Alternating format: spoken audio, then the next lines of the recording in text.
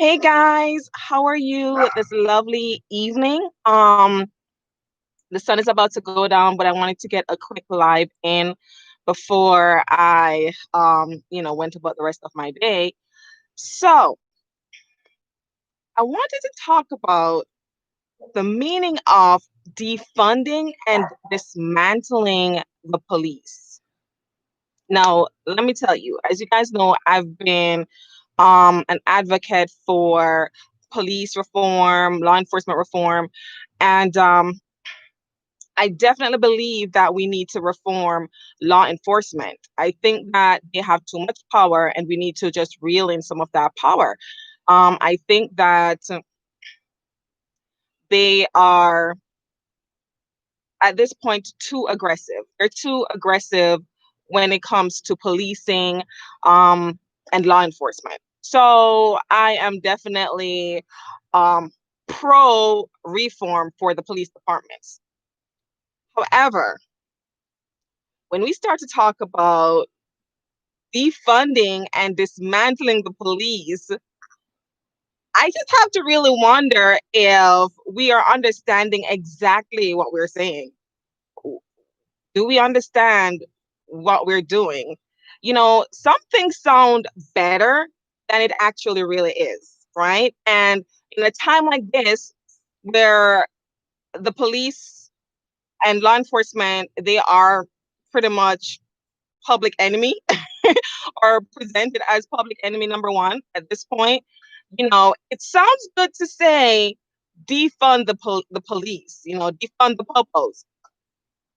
But I have to be honest and I have to be true to how I feel about that. I think that the idea is absurd. It is absurd. Um, when you defund and dismantle, I'm sorry, the police, how are we going to ensure community security? How are we going to ensure or keep a handle on the crime rate? How are we going to do this? Now, that being said, and I said that because my understanding of the word defund and dismantle is that you're getting rid of the police departments. That is why I'm saying that. But I recently ended up in a debate where I'm being told that that's not exactly what it means. Now, if that's not what it means, then I think we're okay. But you have to admit that the term itself is a little misleading, right? So apparently, what it actually means is that their departments or city government, local government, they want to reallocate funds, divert funds to safer programs, or create safer programs. They also want to um, they want to take those funds and invest them or divert them to to programs that are more important, like education and education and what was the other thing that they had said? I forgot. But the point being, it's not about getting rid of the police and it's not about making them completely obsolete, you know, in this day and age, which is a bit reassuring, except that I am realizing that it's that the definition spans from one spectrum to the other. Some people think that it means just reallocating funds and reforming the law enforcement. But actually, some people really want to make the police department obsolete. Namely speaking, um, Minneapolis, they are pushing to make the police department obsolete, and they're trying to replace it with something a little bit more community friendly, community based. Something that will better address the issues like mental health problems and things like that, right? That is what they are suggesting, right? So not only are we using a term that is misleading, and I'm sorry to say this, I'm just an objective person to a fault. I'm just calling it what it is. Not only are we using a term that's a little bit misleading, but it's also open to interpretation. So different departments, different cities can, use it to create whatever model policing or whatever model of community security um, that they want to implement. So at this point, I have to say that I am not 100% sure what is really meant by defunding and dismantling the police, because it has a lot of there's a lot of interpretations and a lot of meaning going with it. But just the basic meaning alone, I'm not with that. You literally, imagine yourself in your home, and your a crime is in progress, maybe at your house or whatever, and you cannot call the police. That's a scary thought. That is a scary thought. You can't call 911. And remember, the police isn't just the officers that are out there on the street. There are the detectives that do investigations. There's the 911 dispatch. There are different segments of policing. So even if you're limiting the funding, which areas are you going to deem as more important to keep, and which areas are you going to do away with? You need 911 dispatch. You need the detectives to do their jobs. I mean, it was detective work that literally found the bodies of those two children um who they're hot in the news now. Let me see. I can't remember their names, but yeah, those two children who were possibly murdered by their parents and buried on the premises. So that was detective work that did that. So which part of law enforcement are you willing to give up, and to replace it with exactly what do you want to replace it? Now, one thing that they're saying is that they want to replace it with something more community based. Well, I get that. I get that you want friendlier policing, and I get that you want something that is well received by the community. But you have to understand that in some communities, the friendly approach is not as effective as a little bit more aggressive approach. Now, I am for stronger policing, especially in communities that are crime ridden. I am for that.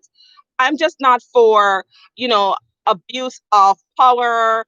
I'm not for police brutality. And I think that those areas need to be addressed and reformed. Those are the areas that, we are truly concerned about, right? Um, there are, excuse me, I'm so sorry. Okay. Now, in Minneapolis, when the mayor, Jacob Frey, when he refused to commit to the idea of defunding and dismantling the police, I don't blame him. What exactly are you getting him to commit to? What is the definition? These are things that you have to think about. These are not fly-by decisions. You have to think about exactly what you mean by defunding the police. And that's why I brought up the fact that it's a little bit ambiguous at this point, because you have so many interpretations of defunding and dismantling the police. So I'm happy that he didn't commit, because I think that would have ended up being some type of broken promise anyway, and that's not what you really want to do. You don't want someone making a broken promise to you, which politicians are known for. So I think he did the right thing by just slinking away with the tail between the legs. I mean, honestly, I kind of respect you for doing that, as opposed to making you go through the legislative system and implement these new policies and things like that, go through whatever board and all of that. What is the original demand to defund and dismantle the police might actually, the face of that might look different. So it's something to discuss. It's something to, to brainstorm, but it's not something to immediately make a decision when protesters are looking at you and saying, hey, commit to this now. No, I agree with him slinking away with that. But another thing that I wanted to bring up where that is concerned is, if you're going to dismantle and disband the police, right? Abolish it, so to speak. If you're going to do that, what exactly are your ideas for doing that? What exactly are you coming from when you say that? Are you thinking of, I need to get into the minds of these protesters, because honestly, chanting and all of this, it sounds good, it really does, but like I said, some things sound better than they actually are. Some things sound better than they are actually possible. So I just think that we need to be careful. We need to be absolutely careful with what we're saying. We don't need to be misleading at this time, and to be forcing hands during a protest. And by that I mean, the situation with Mayor Jacob Frey. This is something that needs to be brainstormed and properly brainstormed. Now they want to replace it, but the thing about, oh, this is actually what I was thinking of. I'm so sorry, I kind of lost myself there. But the thing is, in Minneapolis, they were saying that they had an increment system of trying to reform the police. But I suppose at this point it's kind of obvious that that reforming the police by increments isn't very effective. So that's why now they're thinking of, dismantling the police altogether and replacing it with a new program. But what is the in between when you get rid of the police and then you're working on a new program? Remember that it takes time, it takes money to train these people, right? So how soon will these people be ready to roll out this new program that you guys are suggesting? How soon will they be ready for this? In the meantime, crime is happening, right? So it's just a little bit, it's really controversial right now, to be honest with you. In my mind, it's a bit controversial to be saying defund and dismantle the police. I think if you want to reform the police, that's what you mean, and you just want to get attention by and dismantle the police. It worked, and it's okay. Go ahead and reform. But I'm thinking, especially for Minneapolis, what are you guys going to do while you are training the people for this new program? And then we already have a concern about the training time of the officers. We I'm so sorry about that. We already have a concern about the training time of these officers currently. We think that it should take a little bit longer to train them. That way, they're fully ready to properly police a community, right? So it's just a lot going into that. Now, another thing that I wanted to talk about is the upcoming presidential debates. Now, as you guys know, I finally committed to a party, the Libertarian Party.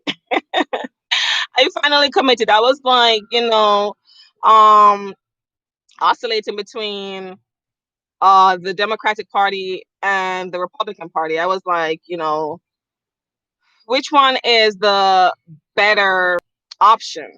Which one is the lesser of two evils? And even though people have tried to convince me that the Democrats were the lesser of two evils, I don't see that they are. I don't see that they are, and I don't see that the Republicans at this time either are the lesser of two evils. I just feel like it's not that either is the lesser of two evils. It's just that there are different types of evils, right? So there's no lesser evil, just different types, in my opinion. I mean, you can agree with me if you want. But like I said, I was so turned off by just distracting politics and the pandering and the um just the everything. I was just disgusted by everything. I'm not going to lie to you. This ego mania kind of governing that Trump is on, I it's a little hard to get on board,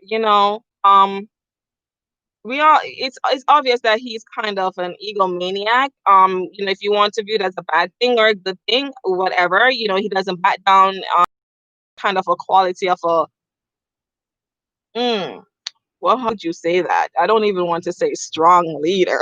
you know, I just he just won't back down, and he's not easily scared or easily run over, right? So on that end, if you want to say that's a good thing, I guess, but it's just such a distracting way of governing the country where everybody is focused on your personality, your large and big personality, as opposed to what you're doing for the country, and then with the Democrats, they also have their own type of distracting politics where none of them to combine is really focusing on the issues that we need them to focus on. So I just don't think any of them are, less evil than the other. I just think that they're both very poisonous, at this time. So I completely I completely just changed parties. I just, I got off the plantation and I jumped onto the libertarian boat, and I feel so liberated. Where I don't have to. I'm not forced to choose between one or the other. I feel so good to have an option, and I think a lot of people in America at this time. I think a lot of you need that. But I think a lot of you are scared that the Democrats will win or the Republicans will win. So you'd rather definitely secure a vote with a stronger party. And I completely get that. I'm not knocking anyone for wanting to do that. I completely get that. But you can't be scared if you want to change, You can't be scared. No, I think that it is really sad that whenever the presidential debates come up, there are only two candidates that are allowed to debate. Now, if anyone in the comment section can just tell me how that works, why is it that only two candidates are allowed to debate? Please explain that. But I think it's a little crazy that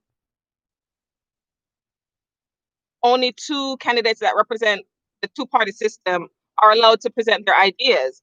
Jo Jorgensen, and again, pardon me if I'm saying her name incorrectly, she has a lot of good ideas. I mean, she's talking about reforming the prison system. She's talking about addressing issues like, hmm, let me just jump on here and tell you what exactly this woman is talking about, because I really love it. I really love it. And on top of that, she is going to shake up the two-party system. I don't know if you guys are just comfortable with the two-party system, but I think that's so dangerous because at this point, even the media is able to manipulate you guys either way. We know that the media is heavily influenced by the Democratic Party, heavily, so heavily that pretty much even the Republicans, even though they are a strong party, they get the brunt of the criticisms from the media.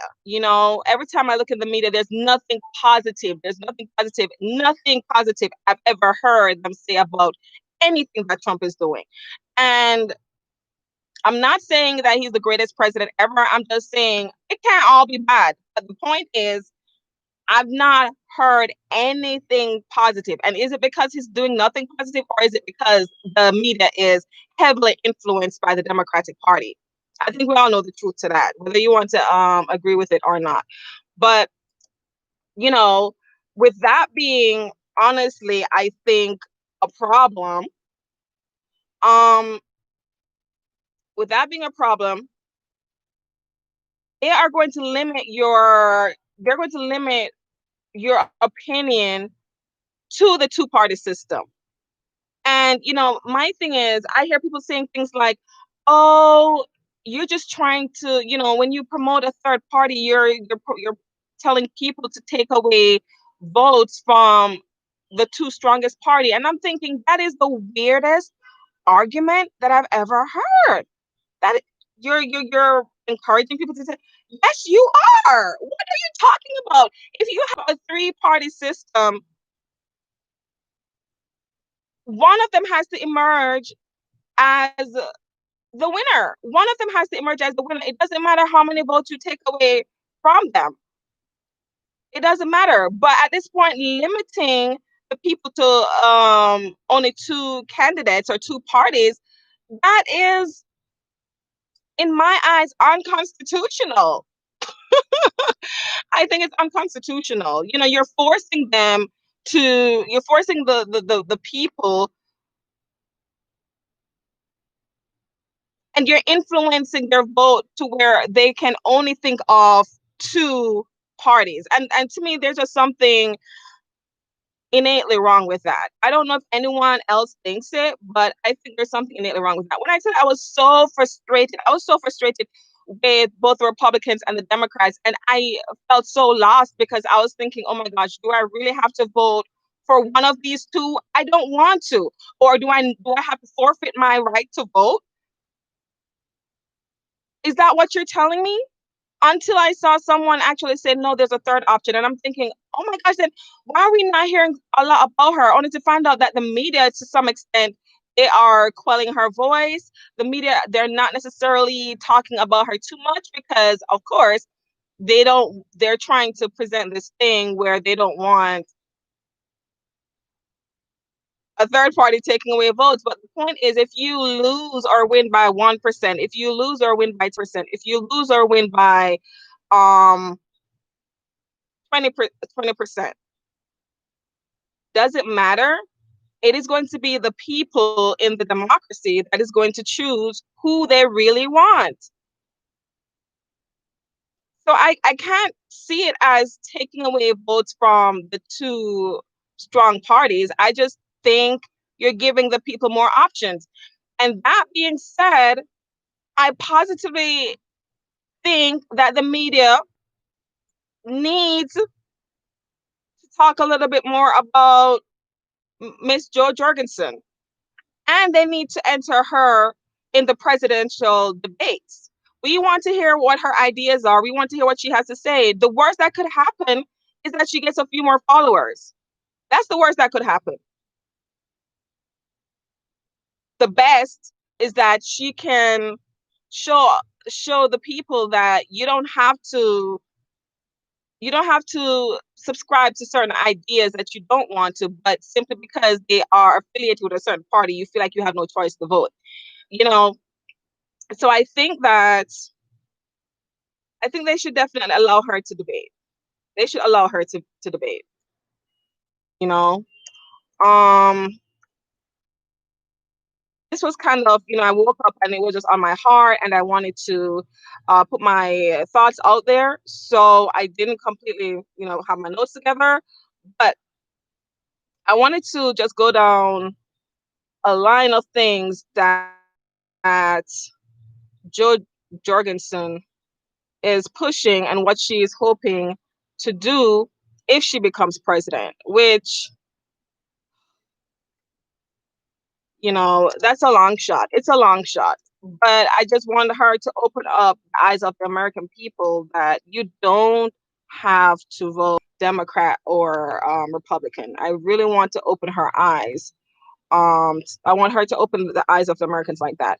Now, like I said, I'm pretty sure if you go on her page, she has a lot of good talking points. Now, one thing that she says here is over 23 trillion in debt, $1 trillion deficits, plus trillions more in unfunded liabilities. Yikes! I'm not sure if we hear people talking about that. Nonstop involvement in expensive and deadly foreign war.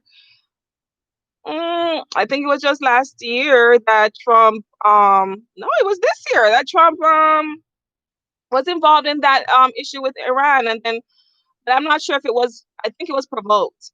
So I'm not sure.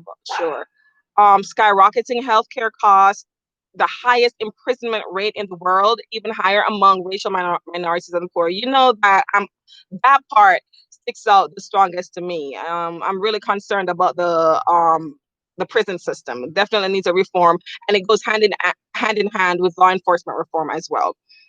A broken retirement system unable to pay promised benefits. We all know that the social security system, we know that that is dying. It's like a dinosaur. It's like the dinosaurs going extinct. That's pretty much what it is. So that definitely needs to be addressed. She also talks about tariffs that are destroying markets for American farmers. Um, an endless immigration crisis. Now, Jo Jorgensen, we need to hear what you mean by an endless immigration crisis. Are you talking about illegal immigration, or are you talking about are you talking about reforming the immigration system?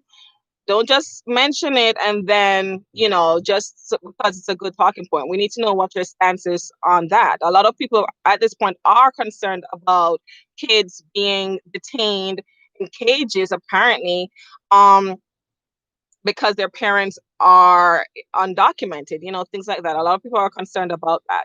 I'm not for unprotected borders. I'm definitely for border protection. But I also think that we need to be careful how we are handling undocumented immigrants. And, a lot of people just think that Trump is handling that poorly. All right, guys. So it is pretty much dark. I've said all the things that I wanted to say, but if whomever wants to just take it upon themselves to push that Jo Jorgensen gets the debate in the presidential debates this year, please do. It is important. It is important. I mean, what do you have to lose by listening to a third party candidate present her ideas? What do you have to lose? And don't tell me that she's going to take away important votes from the Democratic or Republican Party. Give me a break with that mess. Give me a break with that. If these parties were truly good, they wouldn't have to worry about that. They wouldn't have to worry about um uh an obscure libertarian. And I'm not trying to be insultive or anything. I'm being a little facetious, but they wouldn't have to worry about this little lady coming on and taking away their votes, right? So let her a third option. The media needs to stop influencing the Americans to this magnitude. My internet connection kind of became unstable. Hopefully you're still hearing me. They need to stop influencing the American people like this to where they're forced to choose between these parties. Do your thing if you want. I mean, bash Trump all day, all night long, whatever you want to do. But at least show some integrity and let Miss um Dr. Jo Jorgensen debate. Show some integrity. Show some balls. Okay? All right, so guys, that's all I have to say today. Thank you for tuning in, for watching. Remember to like, share, and subscribe. And I hope you enjoyed my video, my live. Definitely let me know what you guys think. Thank you so much. Bye.